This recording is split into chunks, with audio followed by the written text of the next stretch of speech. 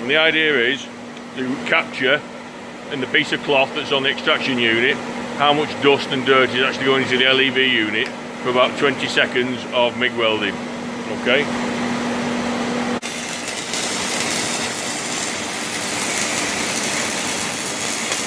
There you can see the weld fume being pulled away by the LEV unit.